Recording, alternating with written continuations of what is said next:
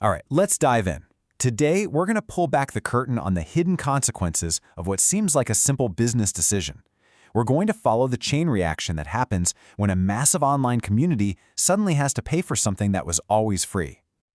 I mean, we've all been there, haven't we? You open up an app you use every day and bam, there's a paywall. It feels kind of personal, but it's actually part of a much bigger story. A story about how these digital spaces we love try to survive and the incredibly tough choices they face. And that tough choice is really the heart of our first section here. It's this fundamental problem every platform runs into when it's time to start paying the bills. So there's this idea called the platform growth paradox. Here's how it works. To get huge, you've got to be free. That's how you get millions of people to sign up. But to stay alive, you have to make money. We see this play out everywhere, right? Twitter, now X, pushing subscriptions, Spotify trying to figure out how to pay artists while still having a free option. It's like walking a tightrope.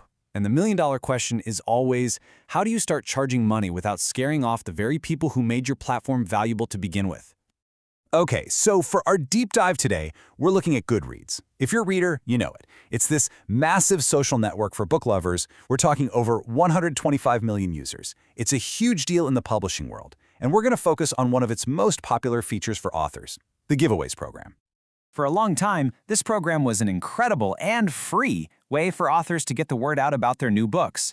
But then, January 9th, 2018, everything changed. Goodreads dropped an announcement. From now on, every single giveaway campaign would cost $119, no exceptions. And that one decision, that was the stone dropped in the pond. Now we're going to watch the ripples spread. So, what was the first, most immediate ripple? Well, it was exactly what you might expect, a mass exodus. The impact was just staggering, a 66% drop. But what does that number actually represent? What disappeared? It represents a total collapse in how many people were using the program. Before the fee, you had about 3,000 giveaway campaigns running on Goodreads every single month. After the fee, that number plummeted to just 1,000. 2/3 of all that activity. Just gone, almost overnight. But here's the really important part. This wasn't an even drop. The fee didn't hit everyone the same way. The real story is in who decided to stay and who was forced to leave. And you can see the power shift right here. Before the fee, the big five, the giant major publishers, they only made up about 12% of the giveaways.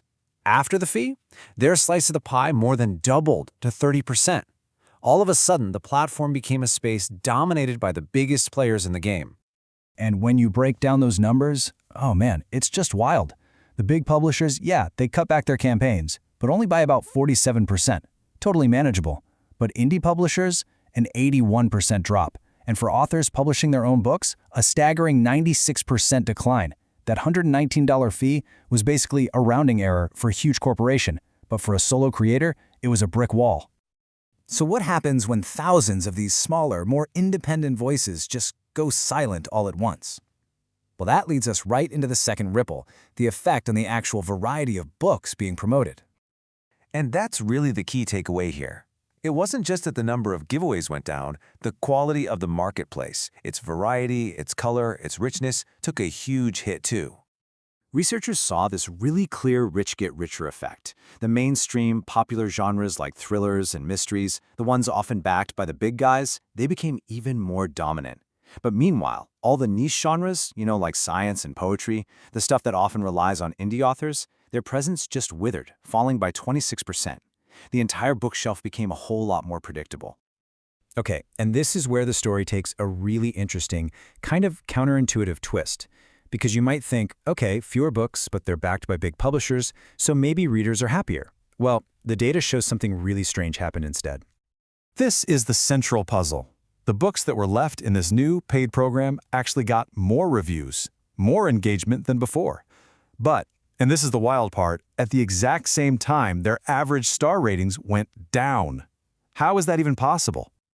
The numbers are pretty striking. After the fee, the books being promoted got about 14.5 more reviews every month, but their ratings took an extra little hit, dropping by an additional 0.05 stars. It's the complete opposite of what you'd expect. Why would a program that's getting more eyes on a book also lead to more dissatisfaction? And the answer is this idea researchers call consumer-book mismatch. Think about it. With all the unique, niche books gone, readers who loved, say, poetry or hard science fiction started entering giveaways for romance novels or thrillers, not because they suddenly loved those genres, but because that's what was left. They were getting books that just weren't a good fit for their personal taste.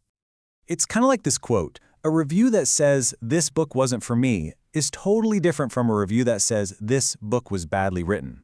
The first is about a mismatch, the second is about quality. That fee led to a whole lot more of that first kind of review. And they proved it with data. Researchers actually analyzed the text of the negative reviews, and they found that the number of reviews complaining about a bad fit went up by a whopping 12.5% after the fee was introduced. Readers were literally telling them, "This isn't my kind of book." So let's zoom all the way out now and connect these dots. Let's trace all of these ripples back to that one single decision to charge $119. What we've got is a crystal clear chain reaction. First, you introduce the fee. That immediately pushes out smaller creators. Then, the diversity of the marketplace just plummets. With fewer choices, readers end up with books that aren't a great match for them. And the final, inevitable result? User satisfaction drops. So in the end, the platform's attempt to make some money from its authors accidentally ended up hurting its readers. The whole ecosystem became less diverse, more corporate, and ultimately just a less satisfying place to go to discover your next favorite book. And that really brings us to the big takeaway here. This story about Goodreads isn't just about Goodreads. It's a powerful reminder that on any digital platform, the cost of a feature isn't just the dollar amount you see on the screen. There's also the unseen cost to the community, to diversity, and to the experience itself. So think about the free services you use every day, and ask yourself, what would really be lost if they suddenly weren't free anymore?